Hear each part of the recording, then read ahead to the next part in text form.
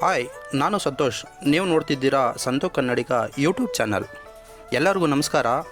ಯಾರೆಲ್ಲ ಈ ಚಾನಲ್ನ ಸಬ್ಸ್ಕ್ರೈಬ್ ಮಾಡದೇ ನೋಡ್ತಿದ್ದೀರಾ ದಯವಿಟ್ಟು ಸಬ್ಸ್ಕ್ರೈಬ್ ಮಾಡ್ಕೊಳ್ಳಿ ಅಂತ ಹೇಳ್ತಾ, ತುಂಬ ದಿನಗಳ ನಂತರ ಈ ವಿಡಿಯೋ ಮಾಡ್ತಿದ್ದೇನೆ. ಸಮಯದ ಅಭಾವದಿಂದ ವಿಡಿಯೋವನ್ನು ಮಾಡಲಿಕ್ಕಾಗುತ್ತಿರಲಿಲ್ಲ.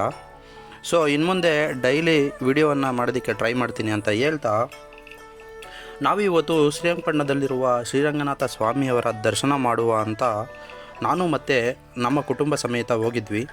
ಆದರೆ ಸಮಯದ ಅಭಾವದಿಂದ ಶ್ರೀರಂಗನ ದರ್ಶನ ಆಗಲಿಲ್ಲ. ಆದ್ದರಿಂದ ಅಲ್ಲೇ ಕಾವೇರಿ ನದಿಯ ದಡದಲ್ಲಿ ಒಂದು ಚಿಕ್ಕ ದೇವಸ್ಥಾನವಿತ್ತು. ಅಲ್ಲಿ ಕಾರ್ತಿಕ ಮಾಸದ ಪ್ರಯುಕ್ತ ಕಡೆ ಸೋಮವಾರದ ಕಾರ್ತಿಕ ಆಚರಣೆ ಮಾಡುತ್ತಿದ್ದರು. ನಾವು ಸಹ ದೇವರ ದರ್ಶನ ಪಡೆದು ಆಶೀರ್ವಾದ ಪಡೆಯೋದಕ್ಕೆ ಹೋದೆವು.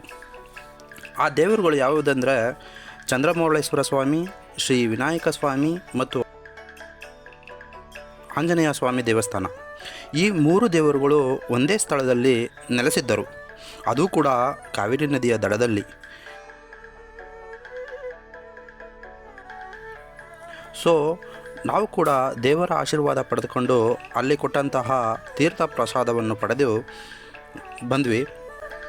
ಸೊ ಬರಬೇಕಾದ್ರೆ ನನ್ನ ಮಗಳು ನೀರಿನಲ್ಲಿ ತುಂಬ ಚೆನ್ನಾಗಿ ಆಟ ಆಡ್ತಿದ್ಲು.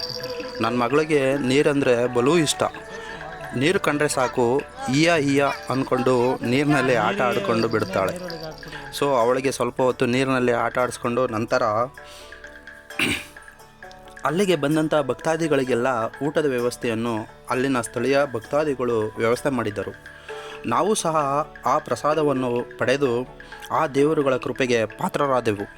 ಮತ್ತು ನಾವು ಮೈಸೂರಿನ ಅರಮನೆ ನೋಡಲು ಮೈಸೂರಿನ ಕಡೆಗೆ ಪ್ರಯಾಣ ಬೆಳೆಸಿದೆವು.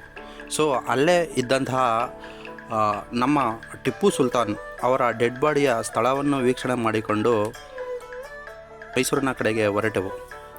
ಈ ವಿಡಿಯೋ ನಿಮಗೆ ಏನಾದರೂ ಇಷ್ಟ ಆಗಿದ್ದರೆ ಒಂದು ಲೈಕ್, ಕಮೆಂಟ್ ಮತ್ತು ಹೆಚ್ಚು ಶೇರ್ ಮಾಡಿ ಅಂತ ಕೇಳ್ಕೊಳ್ತಾ, ಯಾರೆಲ್ಲ ಈ ಚಾನಲ್ನ ಸಬ್ಸ್ಕ್ರೈಬ್ ಮಾಡಲಿಲ್ವೋ ದಯವಿಟ್ಟು ಸಬ್ಸ್ಕ್ರೈಬ್ ಮಾಡ್ಕೊಳ್ಳಿ ಅಂತ ಕೇಳ್ಕೊಳ್ತಾ ಈ ವಿಡಿಯೋವನ್ನು ಮುಗಿಸ್ತಿದ್ದೇನೆ. ಜೈ ಆಂಜನೇಯ.